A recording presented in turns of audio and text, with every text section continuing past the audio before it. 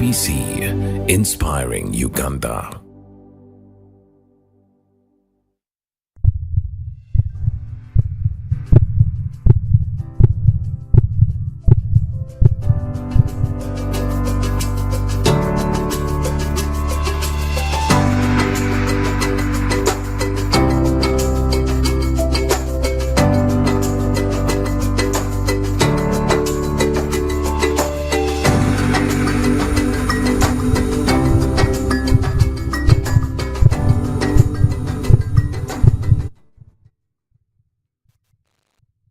Good evening to you. Thank you for keeping it with us here on UBC TV. My name is Sophia Matovu and you are watching U Health Chat. Of course, we are also always proud to be here every Thursday evening at 9 p.m. to be able to bring to you topics that are of health importance to you. And today our topic of discussion is causes of hearing impairment and probably their management. So, I'm not the expert normally, like I tell you, when it comes to these issues. As UBC, our role is to look for the best, the cream, the experts to come in studio and have these topics of discussion with you. Tonight with me in studio is none other than Josephine Likochoru, who is an audiologist with Kampala Audiology and Speech Center. I'm sure when we talk about some of this, it might sound like it is strange and new to you. But Josephine, a very good evening to you. Good evening. How are you? I'm good. Okay. Thank you for taking time off. I know you have a very busy schedule, but for you to accept to come through tonight, we are delighted to have you here. Thank you for having me. Okay. Now let's start straight into it. The kind of field, when, you know, we talk, I was hearing it, I've heard of this Kampala Audiology and Speech Center before. I'm like, audiology? Now audiologist? Please tell the viewer, who is an audiologist and what exactly do you do? Okay, so you've heard about ear, nose, and throat? Yes, the ENTs Yes, specialists. so we are part of ENT because we deal with the ear, we deal with hearing, the functions of the ear. There are two functions of the ear. One is hearing, and another one which you don't know is balance. Okay, so for today we will talk about hearing, but that is another thing we also deal with. So we as audiologists we deal with hearing, so we do hearing assessment. We check your hearing. How bad is the problem? Is there any problem or are you fine? And when we find a problem, then we give you the management or the treatment, if you like. So that's what an audiologist does, and we work together with ENT doctors. Yes, we do. Okay. Now let's get straight to our topic when we talk about hearing impairment. I've heard of hearing loss, but now this is hearing impairment. What is hearing impairment? Of course, hearing impairment and hearing loss, these are the words people use hand in hand. You can interchange them fine. So there is a standard, there is a level at which you should hear. There's a normal level.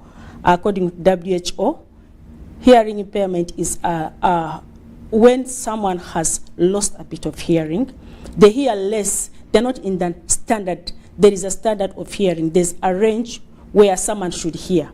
So if you're out of that, so you have an impairment. So you're not within the normal range. Of course, it's a range. Or when we test, we know you should be between this and this. So that means that you have an impairment. You're not like the normal person. Yes. Then when does it become a loss? When you completely cannot hear? So a loss, if you've lost something, you have either lost a lot or a little bit. So a reduction in the hearing. So you have maybe a mild loss, you have lost just a bit of it, or you have lost a lot of hearing. That's when we say you have a hearing loss. Okay. Yeah. Is this a common condition that you get to meet here in Uganda? Yes, it is, and it's both in children and adults. It's very, very common.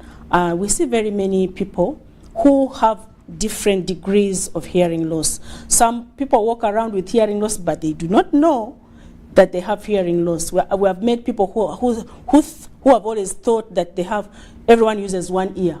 One ear is not hearing. They think, oh, I think I've been like this for very many years, but they didn't think it was a problem. And so it's very common. We see very many people. And I assume that there's so many people who have not come to us, but they're having hearing loss. or hearing impairment for that matter. So it's very common. Wow, that seems to be worrying. Do you have a rough estimate in terms of like statistics or how bad the problem could be?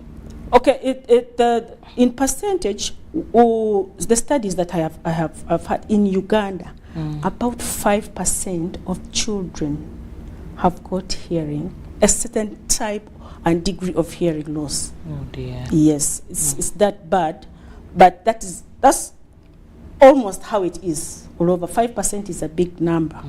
Yes, so it's alarming, and what we have seen is that more people are coming out. More people are coming out to realize that, oh, there is hearing loss and there is help because of the information that is going out, but there are still those we haven't seen. So I think the number is more than that. Yes. Now, just like you said earlier, that it has particular degrees when it comes to the, it could be mild, it could be moderate, it could be moderate, severe, it could be severe. Yes. which really seems, so I believe now in terms of the degree at which it is, do you give it types? Does it have types based on the degree? Yes, so degree is one, then there are types. So the degree is how bad is the problem, that's all. That is it a mild meaning you've just lost a little bit of hearing, you can hear but you miss a few things. Then moderate is worse than mild, of course.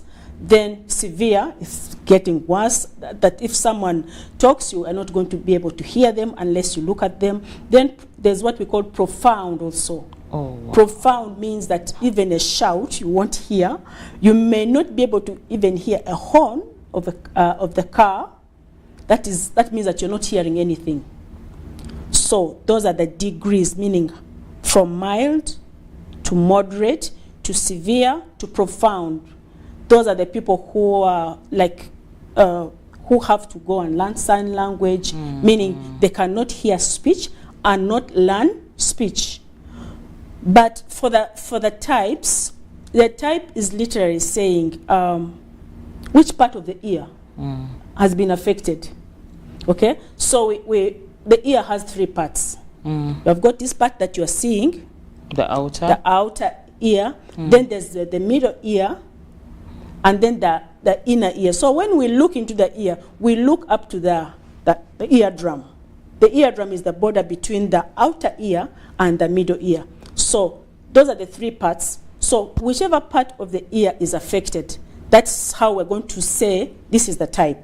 So we've got what we call conductive hearing loss, meaning that the sound is not able to pass from outside into the inner ear, because sound goes from the outside and goes into the middle ear, goes to the inner ear, up to the brain, and that's when you're supposed to interpret what you have heard. So if any of those parts has been affected, you find that you have a certain type of hearing loss. If you were medical students, I would be telling you those complicated things. So we have what we call conductive hearing loss, meaning the problem is in the middle part of the ear. Then there's what we call sensory neural hearing loss, the sensory part of the ear. You remember the cochlea, the round thing like this? That part, when it gets affected, it's the neural, it's the sensory part of the ear. If that part is being affected, then we say it's the sensory. Then the neural is the nerve to the brain. So whichever part of the ear is affected, that's when we say that this is whichever type of hearing loss it is. Oh, yes. Okay, and then in terms of the types that you have broken down, which is the most common here?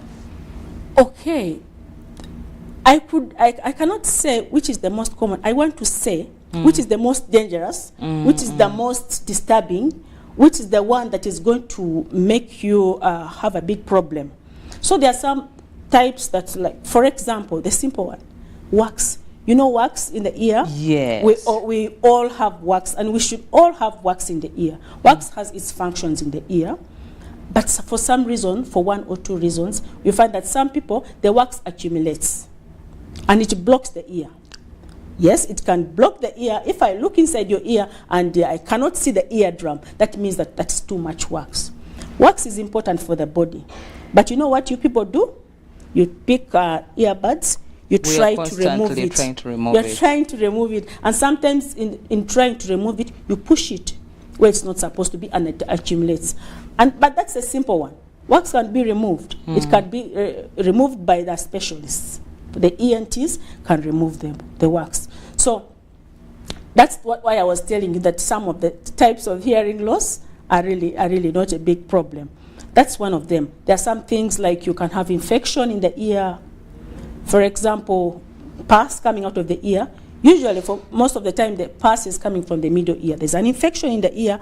That means that the sound is not going to pass very well. There is pus in the ear, there is fluid accumulating in the ear, and sound is not passing in well. You would, of course, still be hearing, but it won't be very good hearing.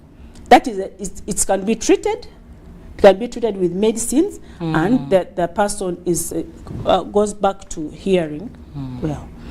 So there are other types, like I told you, the one called sensory neural, where the cochlea is the part of the ear where we have the nerve endings. Then those nerve endings send sound to the brain from the inner part of the ear. So if there is a problem with those nerve endings, you will have a permanent problem, which you're not going to take medicine to treat it. So that's why I was telling you there are other types. The permanent type of hearing loss is the one that makes you not where you can't get medicine to treat it. Okay, it's permanent. It's going to stay. Okay? So it's a big problem. And then, of course, there are some times when you have a problem with the nerve of hearing. If that's now a bigger problem, okay, the nerve of hearing has a problem, then you have another problem there. Like I said, all the parts of the ear have to be normal for you to be able to hear. If you're hearing from here and the inner ear is having a problem, you have a problem. If the nerve of hearing is not functioning well, there is a problem. But also remember that we have the center in the brain which causes you to hear, where you interpret sounds and things like that. If you have a problem in the brain, you have also another problem. So all the parts of the ear have to be normal for you to be able to hear normally. Wow. Yes. Okay, then are there specific, because in terms of how you've been breaking it down, one of the issues you've talked about, we are the ones who affect the ear and cause probably the issues with the ear. And one of the causes I have already had from what you're saying is us clearing out the wax, thinking that it is just too much. What are some of the causes of this hearing impairment besides us constantly disturbing with our cotton buds? Yes. So there are many causes. This would start from before a child is born. There are things that happen before a child is born. For example, you can inherit it. It runs in the family. Okay, your father was deaf.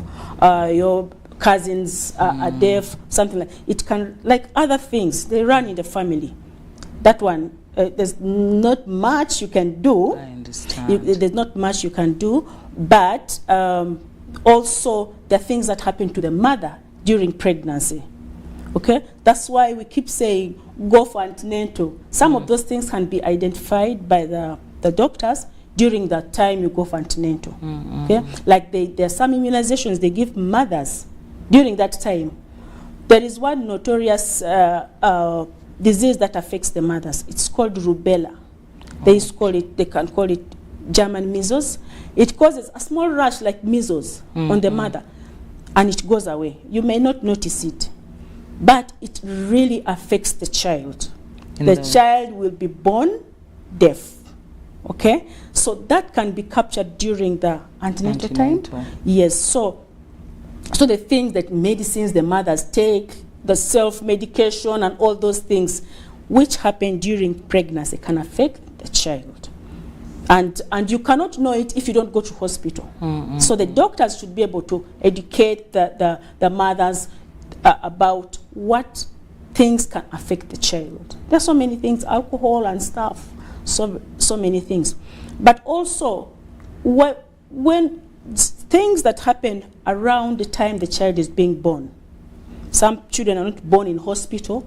They have so many other things. Some children are born and they are premature.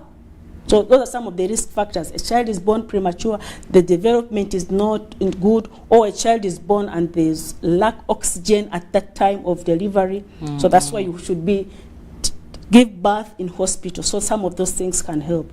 And some of the children who are underweight, those are some of the things that can cause hearing loss. And there's another one that the child becomes yellow. It's called jaundice. Jaundice, yes. Immediately after birth, the child becomes yellow. That is a risk factor for also hearing loss. Okay, so there are so many things that happen, but because we tell people when they are born, a child is born in hospital, some of those things can be prevented. Okay, so as the child is born, there are so many things. Sometimes immediately the child is born, they are given medications, or the child has an infection and all those things. Some of those medicines also cause hearing loss. Okay, of course the doctors would weigh between giving this child the antibiotic and the hearing loss, but the doctors know the main problem we're having is self-medication. Okay, and some people who just give medicines anyhow. Then as this child is growing, there's some infections they get, ear infections, they get pus in the ears. Those are some of the things also which reduce hearing loss. There are also other infections like meningitis, mumps. Those also can cause hearing loss. Unfortunately, some of them cause permanent hearing loss. So as you grow, there are those things that affect growing adults, like teenagers. One of the common ones now is sound, noise in the ears. Earphones. Yeah, that one also. Noise is becoming a problem, and people put loud sound into their ears, and that causes permanent hearing loss, because the damage to the nerve endings is permanent. It won't go back. There's no way. And this happens when you're young, and as you grow older, age sets in. As you grow older, your hearing keeps going down. Plus the damage you have already done with the noise, then you have a big problem. But also noise can be found in factories, like bottling factories. The people work in noise daily for many years, so their hearing keeps going down. So noise is another one which causes hearing loss. But also we have other things. Some medications, they are good medicines for treating cancer and those deadly diseases. They help to treat that, but they also cause hearing loss. But what they have done is that they also they monitor when they're taking those medications. So there are some very strong antibiotics that also can cause hearing loss. Yeah. So also, like I said, aging. As you grow older, there's no way you have to your hearing will go down over the years slowly, and then you eventually have your hearing reduced, and you need help. Yes. Okay. And then how? That sounds like it really like worries. Now, given the fact that we're in a generation where, many of these kids would like their Bluetooth headphones, this, the other, and as parents, we happily provide what the children want. There are times you'll even be seated at a distance and you're able to also listen to what they're listening to. How long does it take for some of this, assuming like if it's the gadgets the children are using, for the damage to happen? It's a gradual process? Yes. It's gradual. The more you get exposed, the time it takes.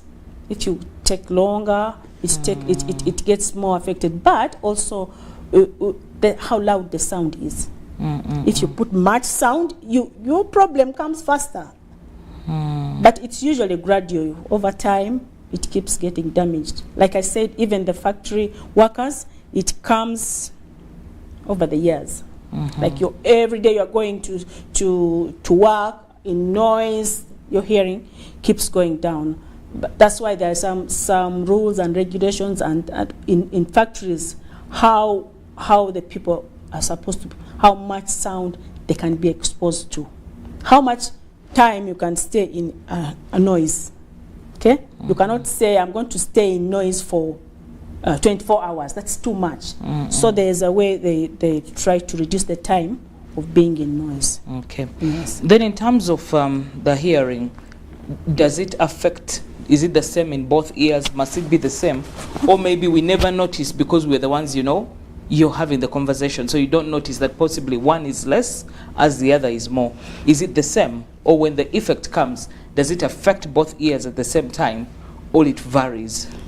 It varies. It varies because different causes. If, for example, I have an infection in this ear, it won't affect this one. If I'm aging and my hearing is going down, both ears will go down equally. If I've taken some medication, medicine goes into the blood and it affects both ears. So it all depends on the cause. So sometimes you find that one ear is affected, sometimes both. Yes, so and then you will treat them according to what you see. I'm glad now you've talked about the component of treating. Now, when you talk about the treating, how different do you as an audiologist treat this different from an ENT? Okay. So I would like to use the word management. Okay, okay. Sometimes when you say treat, it's like it is permanently sorted or medicine. Yes. Okay. So like we said that there are different types or there are different degrees of hearing problems. So sometimes if, for example, you have an infection, there's pus coming out of the ear, the ENTs will treat that medically. They will give medicines, they will do some other things, and that is it will go away. And then that's done. And if, for example, you have too much wax, it will come out. They will manage that by removing it, and so that will be done. But if you have the permanent type of hearing loss, what we call sensory neuro in our language, and then we have said it's permanent, you're not going to take medicine and it goes away. So you're going to have to do some other things. For example, if you have a certain degree of hearing loss, which is not profound, you will have what we call hearing aids. The hearing aids. A hearing aid, like the word says aid, is something which is going to help you to hear. That means that you can hear a bit, but there's some sounds you don't hear. So if I shout, you're able to hear. But if I talk like normal tone of sound, you're not going to be able to hear. So what we give you is called a hearing aid. It makes sound louder, so you're able to hear what you were not hearing before. Yes. So you use a hearing aid for if you have lost some hearing and you have not lost all of it. Remember, sometimes people lose all the hearing. So then if you're not able to use a hearing aid, because sometimes you have lost everything, you cannot hear, you cannot. So that's what I'm seeing right now. That's the hearing aid. Those are hearing aids. So inside that, they're like microphone amplifiers, things that make sounds louder. Okay. So inside there are so many different parts. So you put it on the ear, like if you can see what's on the screen. So the sound comes from the ear, behind the ear, and it goes through a tube to inside the ear. So it's amplified sound, louder sound, goes through the outer ear, goes through the middle ear, to the inner ear, to the nerve, to the brain, like the system, the whole system. And then you're able to hear. Because the only thing you needed was louder sound. Okay. That means you're hearing sounds at a lower tone, then we make sounds louder for you to be able to hear. Then what I'm seeing now, this is that is called a cochlear implant. So from a hearing aid, like we said, hearing aid is used by someone who hears a bit but has lost some hearing. But a cochlear implant is another one that you're going to use if your hearing aid is not going to help you. You've lost everything, most especially if the cochlea, the nerve endings inside what we call the cochlea, are damaged. So it's like we're giving you an artificial part to put inside the cochlea. It's like it says cochlear implant, meaning they implant it. They put it inside. They will do a surgery Open up. Open up from behind the ear and put that, there's a coil that you can see behind, it's long like this. That part goes inside the ear,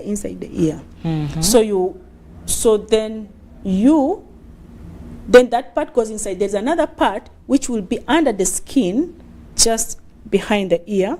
And then the last part is the external part. It's called a sound processor. It picks sound, processes the sound, and sends it through this. There's a magnet here. Up there you can see the magnet. So it sends sound into the cochlea where the implanted part is. And then the whole system will work like normal. And you're able to hear normally. It's like normal hearing. Wow. Yes. So you're going to be able to hear. But, so we usually mostly give it to children, because reason being, if a child is born deaf, what we call congenital deafness, so this child has never had any sound. So you're going to give them a cochlear implant, they start hearing. So you do what we call rehabilitation, speech therapy. You teach them what you're hearing is this sound. So it's very important to do it when the child is still young, at least 3 years and below, because that is the time when you develop speech. If the speech center in the brain is not receiving sound until it's late, until it is 5 years or more, then you see, like when a muscle is not being used, it dies. It loses its function. So your brain has to receive sound to be able to pick up. So if this child has not been hearing when they are young until they are 10, let's say they are 10, the speech center is no longer functioning. So you should not delay to give them the hearing. So the cochlear implant is very important for children, but also we give adults. If you lost your hearing, you lost completely your hearing, but you have speech, you have been talking, but for some reason you lost all your hearing, we can give it to you. You gain your hearing again. Wow, when you talk about some of this, at this particular time, I'd like us to take a very short break for like about 2 minutes. And when we do get back, we're still going to take you into this wonderful topic of discussion, because it's a whole learning process for many out there. There's certain things we do out of ignorance, but little do we know that they cause, health effects to many of us. Let's take a very short break, and then we do get back.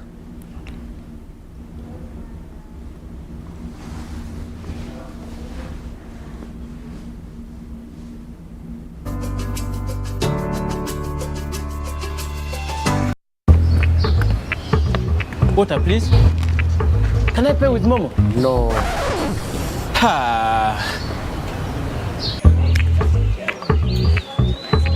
Hey, can I pay with Momo? Here's our merchant code. Very good. 7 mega? 20. Can I pay with Momo? Unfortunately, no. Baby, let's go. When paying with MTN Momo comes with more benefits for everyone, it just doesn't make sense not to have it. Hello, I've come for it. Can I pay with Momo? Yes, you can. Pay or shop with MTN Momo and get cashback every week. It's free of charge. Use the Momo app or dial *165 *3#.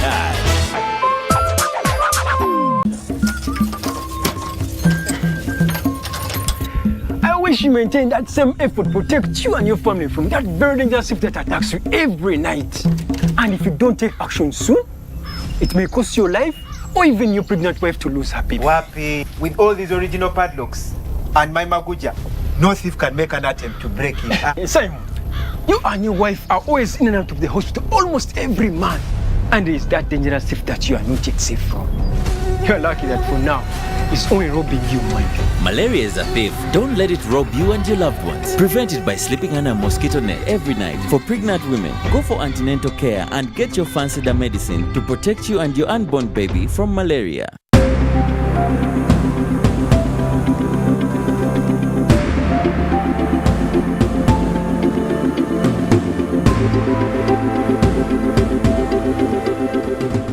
I'm very appreciative to the government of Uganda for the support it has given this school. First of all, it is paying 16 government teachers, and it's bringing in UPE funds that has partly helped the school. Formerly, the school was not like as it is now. We have put some good face. We have planted trees around the compound. We even have a banana plantation, very, very good looking.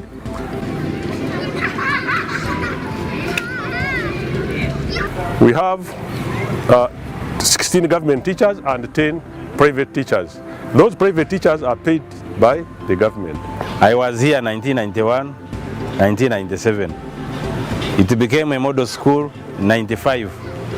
That's when it was changed from Kazo Primary School to Kazo Model School.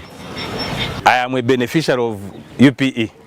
Government paid for me in 1997 when I was here as a student of this school.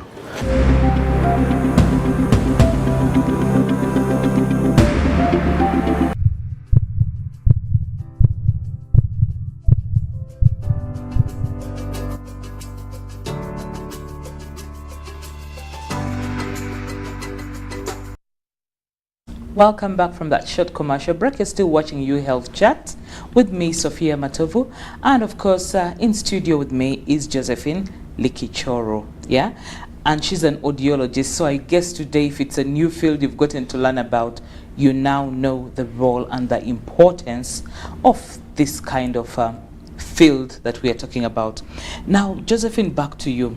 How do parents, especially given the fact that you've broken down the age bracket where some of these issues happen, and the best time for the intervention or management to take place 3 years and below, so how does a parent identify that their child is having a problem or hearing impairment? Okay. So I usually like to start with the very young babies. Exactly. So like, you know how your mother would say, don't make noise, the child is sleeping. So some of the children don't wake up. Whether you bang the door or you do what, the child will just sleep peacefully. Everyone is running around. And that's a child who is not hearing. Oh dear. Yeah, so don't think, oh, this child is so good, it just sleeps. He's not hearing. He's not hearing anything. You bang doors and things like that. But a child who is hearing would wake up at sound. They would startle. Even if they're very, very young, when you make a loud sound, they would startle at sound. But also, these children, if a child, children usually know that the voice of the mom, even before the mother enters the house, they would be excited. They know mommy is there outside. But if you walk up to your child and the child gets surprised that mom has reached and you've been talking out there, then you know this child may not be hearing. And as the children grow, sometimes people think they are stubborn. You tell them to do something and they don't do it, or they do the wrong thing, send them for soap and they're bringing something else, that they're misunderstanding instructions. That means that they may not be hearing. And sometimes their speech is not good. If a child is speaking and they miss out some sounds, they're not pronouncing words well, the child may have hearing loss. Oh dear. Yes, and also when they're in school, they're not doing well. Their performance is not good. That means they're not hearing. They're hearing half of the sentences the teacher is speaking. You know, these large schools, the children sit the child sits very far behind, and the teacher is talking, and the children are playing, and you think the child is just playing and they're not studying well, and you are angry at them, the child may not be hearing. Oh dear. And then also there's when they are watching, like for example, everyone's watching TV and the child increases the volume of the TV, meaning they want it louder. That shows you that this child is not hearing. Is not hearing well. That means they want louder sound. But as they grow, people, have you had people who speak loud? Some people, of course, speak loud for no reason, but there are people who speak loud because they are not hearing themselves. When you speak, you monitor yourself. You know, I'm shouting, or I'm too quiet, then you shout. There's a certain degree and type of hearing loss that makes people shout. Because you shout because you want to hear yourself. Where the level at which you are hearing yourself is where your volume of speech is. So those are some of the things, and adults are very good at pretending. Sometimes they're not hearing well, but they say, okay, you say something and they say yes. They're trying to cover up. Yeah, true. But many times they're not hearing well. So there are many ways to know that your child is not hearing or someone is not hearing. And sometimes the children look at the face. They have to look at the person who is speaking. They are very attentive because they are trying to lip read and to try to get something. Because if you hear a bit and you look at someone, you're able to get something. So they try to devise ways of trying to hear. Oh dear. So those are some of the ways you can know your child or someone is not hearing well. Yeah. Then what's the impact? How bad is the impact?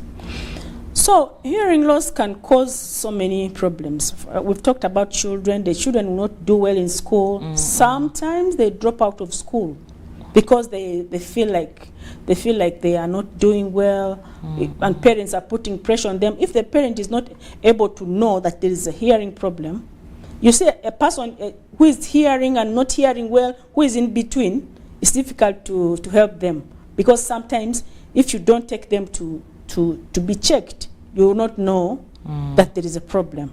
So it affects school. Then that means that this child will be a dependent. They will stay at home.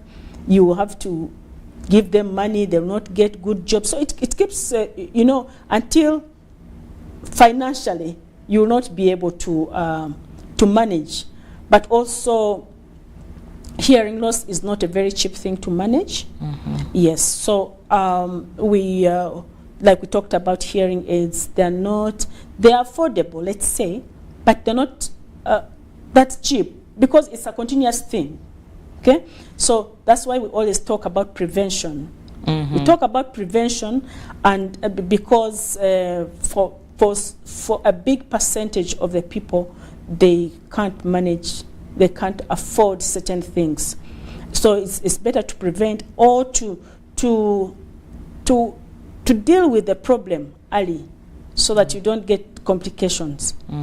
Yeah, so it can affect you in many ways. Sometimes people they isolate themselves, because if I go into the congregation of people, or with my friends, I'll not understand them, I'll not hear them. So that you find them holding back and staying alone. Like some children, you see in a family, the child is always alone. They're not hearing, so they don't want to join conversations because of that. So it really affects individuals, it affects families and communities.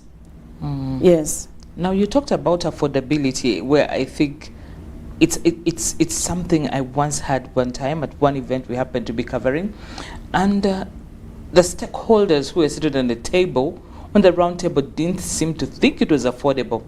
I'm told that one piece, not even a pair, but one piece of a hearing aid goes for 3 million shillings. Now that means a pair, if both ears are affected, is 6 million. And they were like, there are also issues of the taxes that come along with importing this hearing, aids into the country. How far true is that? So hearing aids, like you said, are not very cheap, because of, like you've said, the importing of it. You don't just get them from near here, and they're expensive to purchase. You cannot just sell it cheaply. But also, having said that, there are different types of hearing aids. There are different, like how technology is. Yes. You have a phone which is very expensive, very nice. iPhone. It's an iPhone.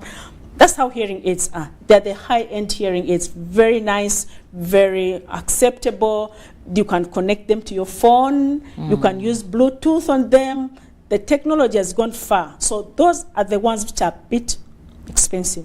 And the people who buy them really want them because of all those advantages. But there are also basic hearing aids. If you want a hearing aid for someone just to hear sound, to amplify sound, they are cheaper than 3 million. You can get them, but the quality of what you're getting is according to your money. Yes, so we have very good hearing aids now, and they give you very good quality of sound.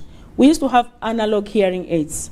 They are being phased out now. They are not making them anymore. If you find them, they could be second-hand or something. They used to work, but they were not as good.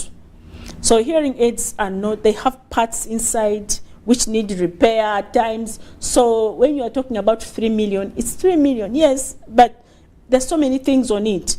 Then we have batteries, and then sometimes we actually give people we have to see them again. They have to come for review. It's not something that you buy and you just go. It's like it's not a watch that you just buy. So you buy it and you have to come back for reviews to see how are you doing. Is there any problem? Bring it back. So there's so many things involved in hearing aids, and yet that's the only solution for some people. And children have to go to school and they have to hear. Now tell me about the bit of the cochlear implants. Do we have this? Do we do this here in Uganda, or as usual we normally have the routine and the tradition of like fly out? That's yes. where the experts and the specialists are. So what happens? Some years ago, we used not to do them here. So right now we're doing cochlear implants in Uganda. We have done more than 20. It's I think 30 or something like that. Children and adults, because we didn't have the implants here. We didn't have the doctors were not trained yet, but now we're doing cochlear implants here. Our doctors have been trained. Of course, we have expert doctors coming in to help, but our doctors have trained. Our ENT surgeons are doing them here. So and it's cheaper to do it in Uganda, because when you do an implant, it's a surgery that you do. Like we said, a surgery that you do. After the surgery, then you have rehabilitation. If you fly to another country, you have to buy your air ticket, then stay somewhere, and then do the surgery. After that, you have to stay there for rehabilitation. So we have speech therapists who are doing the rehabilitation. They have been trained. They are here in Uganda. So everything is being done here, and it's cheaper. I bet you it's very good. We are happy with that, because some people failed to do it before because of the costs. Yeah, so doing it here is cheaper and it's safe, and everything is going on. We have done many children who are in school, normal school now, who wouldn't, in normal circumstances, wouldn't have gone to normal school. So yeah. Then how do you manage? Because in terms of affordability, I believe there are some of those parents who come to you very desperate and they need the help, but they cannot afford. Cannot afford, depending on what they cannot afford. So, of course, some need hearing aids they can't afford, and like I said, they're cheaper hearing aids. But in the past, sometimes we used to donate hearing aids. Wow. The government hospitals used to have some donated hearing aids. Sometimes, once in a while, they give them. And but there are people also who need cochlear implants, and they cannot afford them. But also remember that we have schools for the deaf. Yes. So there's that option. In the past, we used to send all of them. Once you can't use the hearing aid, school for the deaf. You go, learn sign language, and they go up to university, they study, and everything is okay. But now there's the option of cochlear implant. But if you come right now and you can't afford the cochlear implant, and yet you can't use the hearing aid, you can do sign language. You can. So it's the costs. But you see, like I always think that if you can buy a car, if you can buy a piece of land, you can afford what is important to you. Many people have in the past have gone out of the country for this same thing, and that means that there's some people who can afford it here. So, and also we allow people to pay in installments. If you're really willing, you pay, you keep paying in bits until you finish. Okay, that's a good one. Yeah. Because sometimes we are looking at the time. The child is growing. If you're taking 5 years and the child is growing, you're going to run out of the window of speech. Oh, yes. Yes, so. Yes. It's worrying. Now, we've talked about all this. What is the prevention? Because as opposed to us to get into the level of, we have to manage, can't this be prevented earlier? Yes, like we said about the children, the mothers, the prevention starts from when before the child is born. The immunizations they do, the mothers and the children, and prevention of some of prevention and treatment of ear infections early. And we have ENT doctors all over the place. If some of those are treated early, they can be managed, and the children can hear again early. So, and also things like prevention of noise, people not listening to loud noise, loud music. That one is, you should be able to, it's a discipline. You should be able to reduce, at least we cannot say don't use earphones, it's not going to be possible, but we can tell them at least to reduce the sound. Let your neighbor not hear what you're hearing. Okay? So also people who work in noise, they should be endeavor to use ear protectors. Ear protectors help you to reduce the dangerous sound. Yeah? So some people, you know, when they are working, they say, my boss is not here, so I'll not put on ear protectors, but it's for you, not for your boss. Yeah, so those are some of the ways we can prevent hearing loss from. Some, of course, are not preventable. Sometimes they happen, but the most of it, the biggest percentage, is preventable.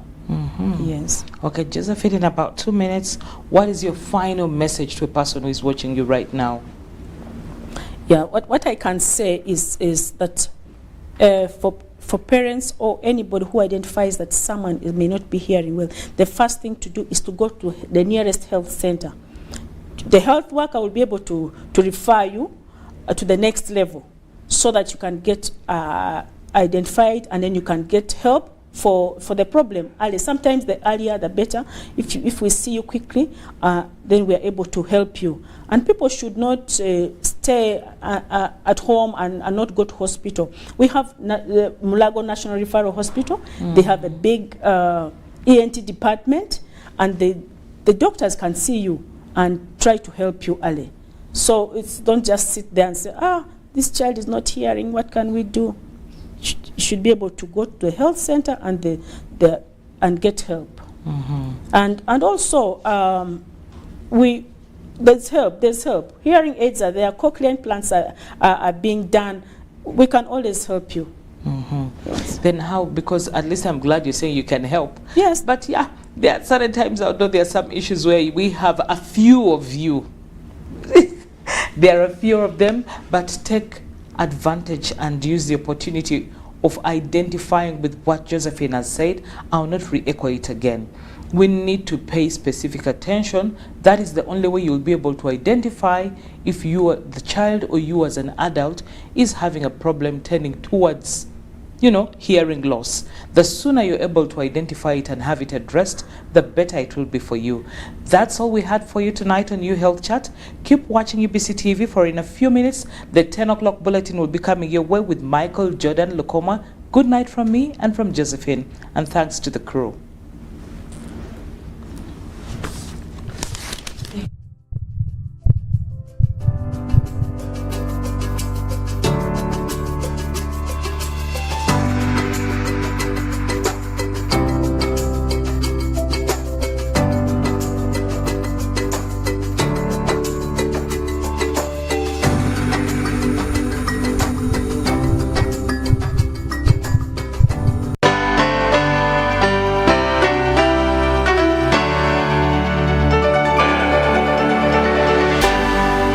UBC, inspiring Uganda.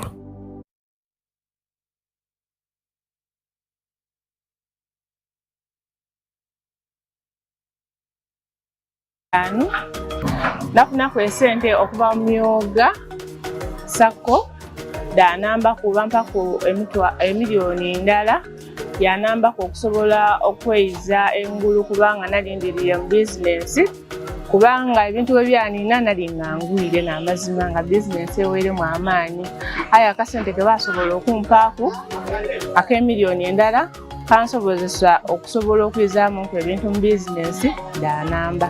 Kale tusiime ino obuyambi bwemmwe okusinziira bwe nayongeramu ebintu nasobola okweyambaku mu mbeera eya buliido ng'okulya, kwebeza, okusasula ku bills nga bintu byenkozesa wano ng'amasanalaze n'ebindi ng'omuntu obulamu bw'olina obutambuza. Mwebale ino, mwebale ddala.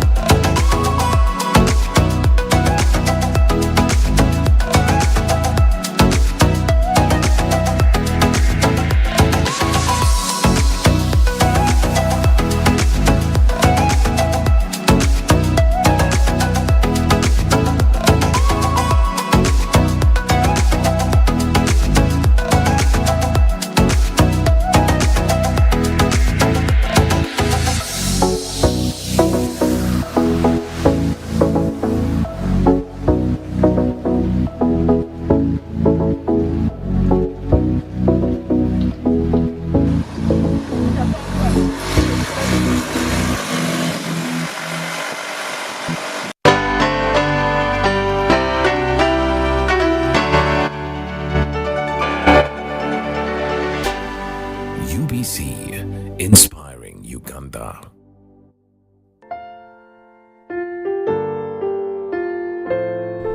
Bank of Uganda, with deep sorrow, announces the untimely death of their staff, Mr. Tumuhimbise Kabirinda Beston, which occurred on Wednesday, 13th September 2023 at Kambuga, Kanungu District.